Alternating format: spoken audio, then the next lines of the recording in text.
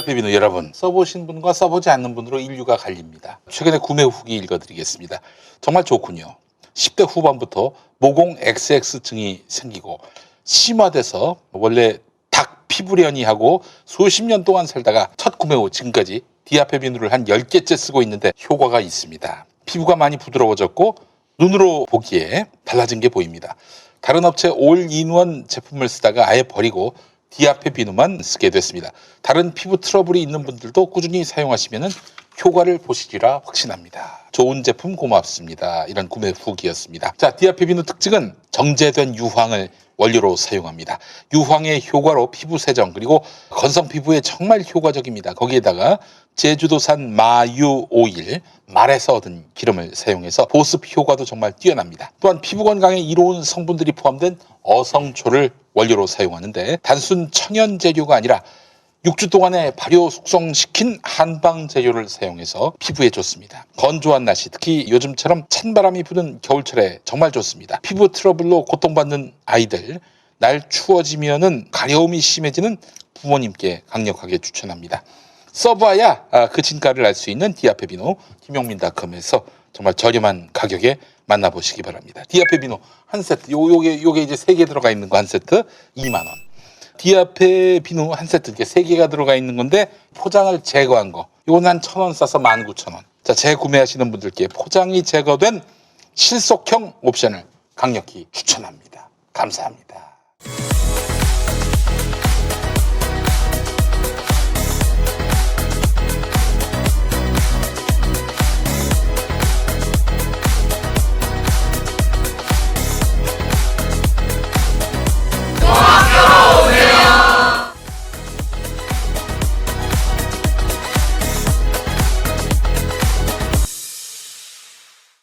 국민의힘 의원들은 서울시장, 부산시장 재보선과 대선에서 아니 승기를 잡지 못한다면 다음 지방선거도 어려울 것이고 그러면은 깊은 불황의 늪에 빠지지 않겠습니까?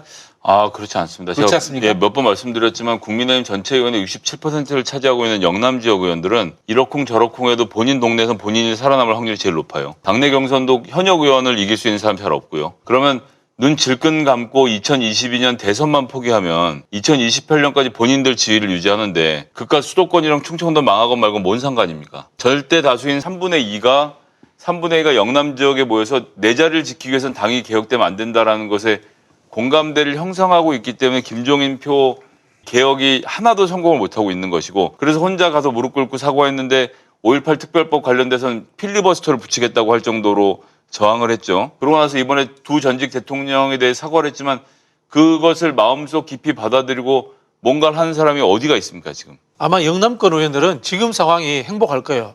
왜냐하면은 이대로 사는 거지. 친이든 주요 계보와 강력한 리더십이 있으면은 그냥 학살당하기 쉬워요. 근데 강력한 리더십이 존재하지 않으면은 개별로서 다 자기들 목숨을 연명하기는 아주 좋거든요. 이런 상황으로서 다음 총선까지 그대로 가면은 그대로 다시 공천받아서 그대로 또 당선해요. 그러면 지금 국민의힘에서는 수도권의 여론이라는 게 들어갈 수 있는 통로가 아무것도 없습니다. 원외 지역위원장들이요. 당에서 아무런 힘 발휘 못합니다. 아무래도 배지가 있어야 되는 건데 그러면 영남 지역이 지금 3분의 1을 잡고 어떻게든 개혁을 막으려고 하는 것이고 그래서 김종인 비대위원장이 뭐 이러쿵저러쿵 해서 40대 경제 아는 사람 구한다고 할 때 가장 크게 반발했던 사람들 떠올려 보시면 다 PK, TK 의원들이었거든요. 그렇죠. 알겠습니다. 나경원 의원의 아들 문제, 검찰에서 무혐의가 나왔고 아들이 또 군에 입대하면서 나경원 의원이 의사소견서를 냈는데 이게 또 다른 논란을 낳고 있습니다. 아이고 왜 그러나 모르겠어요. 깔끔하게 그냥 출생신고서 보여주면 되는 거 아닌가 하는데 그게 그런데다가 지금 제가 생각하기 가장 큰 문제는 뭐냐 하면 보세요. 나경원 의원이 어디에선가 유세에 나가서 저는 둘째를 부산에서 낳았습니다라는 말을 했던 거 글쎄 말이에요. 아마 기억들 하실 겁니다. 예. 부산에서 낳았다라는 둘째 아들을 제가 알기로는 일남일녀고 위에 누나가 있고 이분 이렇게 둘이 있는 걸로 알고 있는데 부산에서 나왔습니다. 그 당시 부산지법 판사인가 그랬죠. 부산에서 나왔습니다라고 했던 영상이 있고 그런데 의사 소견서는 왜 떼는지 모르지만 소견서는 서울대학병원에서 끊어졌단 말이에요. 네. 근데 제가 알기로는 서울대학병원이 부산에 있지는 않거든요. 그럼 부산에서 나왔는데 서울대학병원 의사가 어떻게 소견서를 떼어줬는 건지도 잘 모르겠고 이 모든 것이 되게 혼란스러워요. 전 처음에 그게 저 출생신고서 혹은 뭐 그것을 증빙할 수 있는 서울대병원에서 아이를 출산했다라는 어떤 증빙 서류인 줄 알았는데 봤더니 또 그런 내용이 예, 아니더라고요. 그냥 애를 낳았다는 소견을 보여주는 건데 있을 수 없는 얘기고 minwon.go.kr 민원이란 사이트에 가면 출생증명서를 온라인에서 아주 간편하게 뗄 수 있습니다. 나경원 의원님. 그걸 한 장 떼갖고 페이스북에 근데 그 게재해 주시면 좋지 않을까. 출생지는 그게 아마 기재가 정확하게 안 돼 있는 모양이죠. 지금? 아니 안 되잖아요. 의사소견서니까 그냥 의사 없는 거잖아요. 그죠? 병원에서 나왔다 이렇게만 돼 있어요. 그렇죠. 네. 또 질문 하나 드려볼게요. 미국 사셨으니까. 네. 이제 보통 미국에서 태어나면은 영주권이 되는 거죠. 그죠? 아니요. 미국에서 태어난 사람들은 속지주의라서 모든 사람들에게 그러니까 미국인으로 태어나는 거예요. 미국인으로 예. 태어나는 건데 그거를 이제 우리 정부에서 확인해 달라고 해도 확인 안 해주죠. 미국에서 이중 국적인 경우에 우리나라 정부에서 미국에다가 물어볼 권한은 없죠. 권한이 없죠. 예. 그죠? 그런데 그렇게 미국에서 태어난 아이들도 한국에다 출생신고를 같이 하기 때문에 이제 이중 국적이 되는 거죠. 출생지가 나오진 않지만 17살 때까지는 국적을 양쪽을 다 유지할 수 있고요. 요즘 법이 여러 가지로 개정이 돼서 제가 알기로는 17살이 지나서도 군대만 갔다 오면 복수 국적을 유지할 수 있는 것으로 시스템이 많이 좀 완화가 되어 그렇죠. 있는 상태입니다. 그러니까 이분은 미국 국적을 갖고 있는 상태에서도 한국 국적을 가지고 이중 한국에도 국적을 군대를 갈 갖고 수 있는 있으면서 거예요. 이제 오늘 군대를 간다고 예, 사진을 예, 찍었더라고요. 군대를 가는 것 자체는 미국 국적과는 상관이 없는 문제고 그럼 이제 어떻게 되느냐. 복수 국적을 가지는 경우에는 한국에서는 한국인으로만 생활할 수 있고 미국에 가면 미국인으로만 생활할 수가 있습니다. 그 얘기는 뭐냐면 한국에 있으면서 본인에게 뭐 범죄나 무슨 재난이 닥쳐서 미국 대사관으로 피신할 권리가 안 주어진다는 얘기거든요. 그렇게 해서 양쪽 국적을 유지하는 길은 트여져 있고 이 경우는 이제 군대만 갔다 오면 양쪽 국적을 가지고 있을 수 있도록 해주고 있어요. 전 세계적인 추세가 국적이 꼭 하나일 필요는 없다라고 생각을 그렇죠. 하니까 예. 그런 제도가 있기 때문에 지금 아드님이 군대를 가는 것 가지고는 나경원 의원의 의혹은 풀리진 않고요. 그냥 출생증명서를 minwon.go.kr에 가서 한 장 떼서 보여주면 좋지 않을까. 그럼 뭐 자랑할 거라고 사진까지 찍고 난리를 쳤더라고요. 당연히 가야 그러니까요. 되는 군대 가는 거가. 상황이 이런데 말이죠. SBS는 그동안 원정 출산 의혹이 불거졌던 나경원 전 의원 아들의 입된 날에 맞춰서 회심의 카드를 던졌습니다. 그러니까 이제 김성애 대변인 말씀에 따르면은 원정 출산한 것과 군대 가는 거는 다른 거잖아요. 다른 문제고 다른 문제죠. 나경원 씨가 내놓은 그 문서로 원정 출산 의혹은 허위로 드러났다고 볼 수도 없는 거네요. 그렇죠. 예, 전 그래서 부산에 있을 때 부산에서 나왔다는 얘기를 괜히 해갖고 안 그랬으면 그냥 의사소견서를 보고 그런가 보다라고 생각하려고 그랬는데 매우 혼란스럽습니다. 한편으로 우리가 또 주의해야 될 것은 이러다가 출생증명서를 보여주면 또 끝나거든요. 그렇기 때문에 전 그냥 차분하게 보여주셨으면 좋겠다라고 문제 제기를 하는 겁니다. 나경원 의원 의혹 중에 스페셜 코리아 있지 않습니까? 네네. 이것도 사실은 구조적으로 한번 들여다봐야 돼요. 우리나라 이제 장애인 스포츠라는 게 대부분이 종목별로 되어 있는데 SOK라는 스페셜 코리아라는 것은 장애 유형별로 된 단체거든요. 이 단체를 만드는데 나경원 의원이 굉장히 큰 영향력을 행사했어요. 이게 이제 자기 딸이잖아요. 그죠? 딸과 그렇죠. 관련되는 단체지 않습니까? 이건 아마 제가 보니까 국회에서 법을 통과시켜서 만들 거기 때문에 다른 의원들도 좀 조용히 계시는 것 같은데 이 부분도 좀 장애인 스포츠나 이쪽에 전문가가 한번 따져보면은 충분히 아마 논란거리가 될 게 많이 나올 거예요. 그리고 이제 그 문제가 하나 있고 빼도 박도 못할 또 하나 큰 문제는 자녀의 성신여대 입학 비리 사건입니다. 당시에는 해당 총장이었기 때문에 이 문제가 들춰지지 않았는데 총장이 지금 바뀌었거든요. 전임 총장의 문제라서 현 총장이 부담을 지고 가야 될 이유가 전혀 없는 상태이기 때문에 이 문제는 좀 자세하게 들여다봐야 되는데 판사 가족이라 그런가요? 잘 안 되네요. 영장도 잘 안 나오고. 예. 이분이 서울시장이 되면은 참 볼만하겠습니다. 아니 사실 그렇잖아요. 지금 뭐 문재인 정부가 방역이고 뭐고 엉망으로 한다 이렇게 지금 국민의힘은 얘기하고 있는데 나는 거꾸로 국민의힘이 지금 정부를 맡고 서울시를 맡는다면은 이만한 성과를 낼 수 있을까?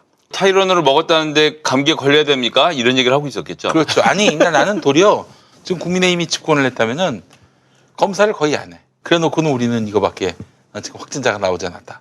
일본이 그런 식 아닙니까? 아베 때 그랬던 거 아니에요. 나는 그렇죠. 그렇게 간다고 봅니다. 자 그래서 뭐 하여튼 확진 상황에 대해서 또 국민들께 솔직히 얘기하고 그러면서 새 해돋이 보러 가지 마시고 가급적이면은 아니, 비대면 참- 상황을 유지하시라 이렇게 솔직하게 참 얘기하잖아요. 변하지 않는 집단이에요. 저는 보니까 이런 생각이 들어요. 검찰개혁 하다 못해 전단지법 이런 것도 다 반대할 수 있다고 봐요. 근데 이 부동산 당연히 비판하는 거 잘한다고 봐요, 한편으로.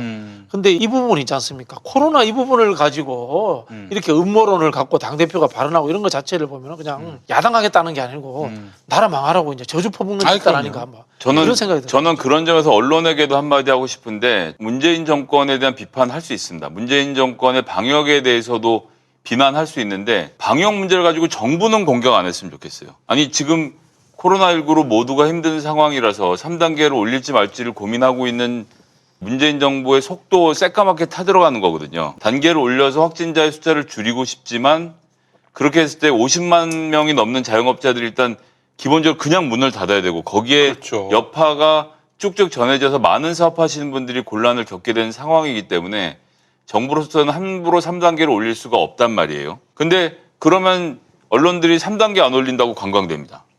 그리고 5인 이상의 집합을 금지하고 전격적인 조치를 취하면 경제가 망한다고 또 관광돼요. 그러면 어떻게 하라는 겁니까? 이런 상황에서는 좀 침착하게 상황을 들여다보고 정부가 이런 고민을 하고 있습니다라고 전달을 해줘야 되는 상황이 아닌가. 국가적 위기 상황에서 문재인 정권을 공격할 수 있지만 대한민국 정부가 하고 있는 방역에 대해서는 조금 더 협소할 수 있지 않을까. 본인들은 노트북 들고 재택을 해도 되고 카페를 가도 되고 옥상에 가서 기사를 써도 되고 핸드폰 하나 노트북 하나만 들면 따박따박 매달 20일에 월급 통장에 수백만 원의 돈이 꽂히니까 예. 3단계 쉽게 하는데 그런 문제가 아니거든요. 그렇죠. 저는 그래서 참 좀 더 거시적으로 보고 문제를 접근했으면 좋겠는데 단계를 올리면 자영업자들이 죽는다. 단계를 내리면 환자들을 양산하자는 거냐를 반복하는 이런 언론의 행태도 좀 제발 좀 지양했으면 좋겠는데 말을 안 듣겠죠. 저는 사실은 국민의힘이 절대 집권해서는 안 된다라고 생각하는 이유가 뭐냐면은 제 안전을 위해서예요. 코로나는 말할 것도 없고 저 원전주의자들 아닙니까? 원전주의자들은 원전 산업이 망하길 바라질 않아요. 전 그래서 방사능이 누출됐을 때 방사능이 누출되는 걸 어떻게 알아요? 눈으로 보이지도 않는데 이 자들은 경고 등을 울리지 않을 작자들이다. 이런 믿음이 있습니다. 그럼 불안이 있어요. 그렇잖아요. 아니 뭐 바람 방향만 최악의 경우라면은 15분이면 부산 다 덮는데요. 네. 고리 원전에서 만약에 방사능이 누출됐을 경우 방사능이 누출되고 있습니다. 여러분 빨리 피난 가십시오. 이런 얘기 못 할 거예요. 다 번진다. 그 전에 자기들 먼저 도망가 있을 거예요. 그렇죠. 그런 사람들이. 한국의 보수주의자의 특징이 그거잖아요. 네. 굉장히 뭐 전쟁 나면 미국 도망가고. 호전적이고 냉전적인 이야기를 하면서 군대는 안 가고 제일 먼저 도망가고 그런 분들이지 않습니까? 네. 그래서 국민의힘은 도저히 우리 공공의 어떤 안전을 지킬 만한 능력도 의지도 없는 집단이다 이런 생각이 들기 때문에 사실 그래서 선거 때 민주당이 뭐 너무 좋아가지고 좀 훌륭해서 이상적이어서가 아니라 그래도 상식을 장착한 집단이기 때문에 그래서 사실은 민주당이나 열린민주당에 대해서 표를 던질 수밖에 없는 거예요. 민주당이 뭐 100점이다 다 잘했다 이렇게 이야기할 수는 없어요. 그럼에도 불구하고 상대적으로 한번 비교해 보시면 돼요. 저분들이 여당할 때 메르스 사태가 났을 때 우리가 어떻게 했는가. 저희가 국회에다가 대책본부 만들었어요. 그래서 그 당시 이제 돌아가신 박원순 시장님이 굉장히 잘하신 거죠. 그렇죠. 선제적으로 이렇게 메르스에 대해서 조치를 취하고 그런 부분에서 수도권에서 메르스를 바로 잡아주셨단 말이에요. 오히려 그 당시 정부는 이 추적도 못하게 하고 병원도 숨기고 해서 오히려 무리를 일으켰지 않습니까? 그때 모든 국민이 삼성병원인 줄 알았는데 삼성병원을 밝히지 않는 만행을 저질렀던 것은 삼성병원의 이름을 공개했을 때 삼성병원의 영업권에 타격이 갈 거라고 생각했던 그때 갑자기 이름이 생각이 안 나네요. 보건복지부 장관이 문모식이었는데 나중에 국정농단에 휘말려갖고 잡혀갔던 양반이 있는데 여하튼 문영표. 예, 문영표. 그 당시에 삼성을 삼성이라고 말하지 못하는 정부 관료들을 돌이켜 생각해보면 그때는 비판을 제대로 하지 않던 언론이 지금 참 예. 저희 야당 때 무상급식이었습니다. 반값 등록금 했거든요. 많이 했어요. 민생 정책들 생각보다 많이 했어요. 최소한의 것들은 좀 하고 비판을 해주셨으면 좋겠는 게요. 국회에서도 지금 상임위별로 태클 거는 수준이 어느 정도인가 하면은 대부분 당론도 안 정하고 들어온대요. 들어와서 그냥 애초에 이 뭐라고 합니까? 종이 한 장 안 들고 와서 그냥 말로 대충 떠들다가 시비만 걸다가 끝내버린다는 거예요. 지금 상황이에요. 예. 하여간 우리 정치 현실을 객관적으로 들여다보면은 상식을 가진 세력만 좀 남아서 거기서 이념 논쟁, 노선 논쟁을 했으면 좋겠는데 이건 뭐 민주당 정권이 망하기를 바라는 것 말고는 목표가 없는 이런 당들하고 같이 대화를 나누는 것 자체가 참 너무 안타깝습니다. 사실 지금 민주당이 국민의 짐이 망하기를 바라는 그런 집단은 아니잖아요. 열린민주당도 그렇고 웬만하면 좀 설득하고 그렇게 해서 견인을 좀 하려고 그래도 공수처를 1월에 했어야 될 논의를 11월까지 10개월이나 기다려줬던 것도 민주당이고요. 그래서 11월에 돼서 정말 하다 안 돼서 법 개정을 하니까 민주당이 왜 협상을 하지 않냐고 말하는 것이 장혜영 의원이었고요. 역사와 기본을 모른 채 남의 당 일에 대해서 이러쿵저러쿵 하는 것은 좀 태도는 버려야 될 거라고 생각을 하고요.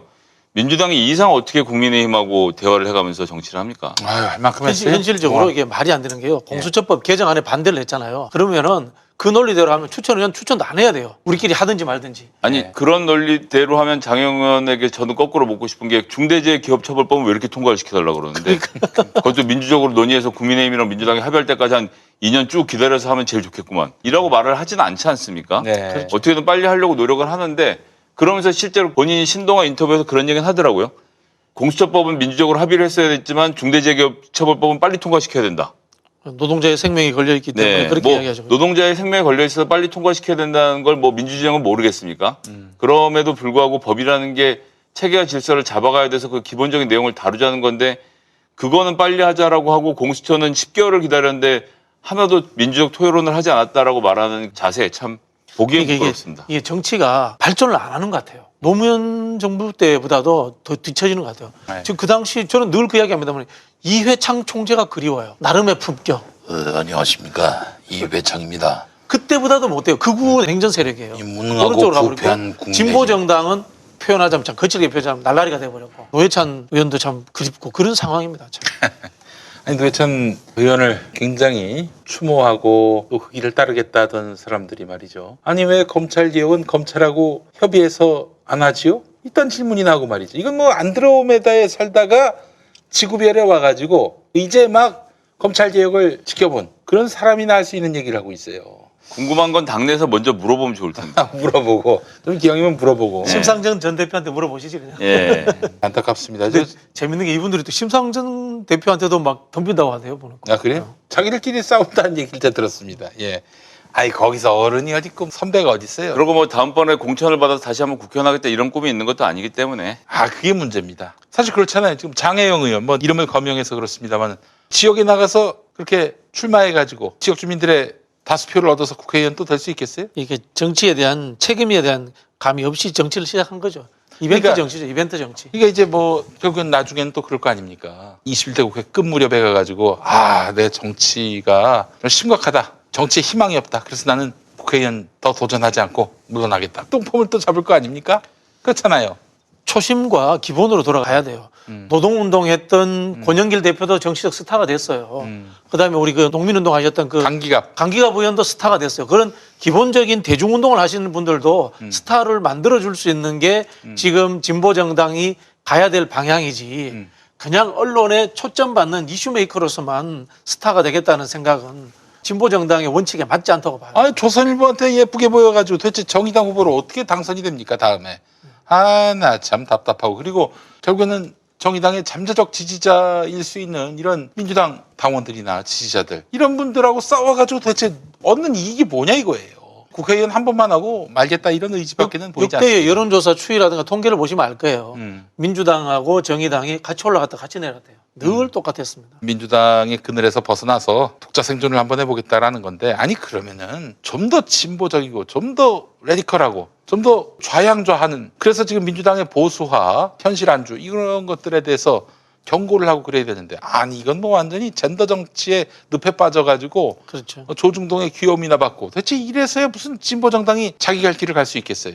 참 너무 안타깝습니다. 그리고 이제 진보 운동하면서 제일 조심해야 될 것이 근본주의인데 근본주의 중에도 젠더와 이제 환경론이 그런 근본주의로 제일 빠지기 쉽다고 해요.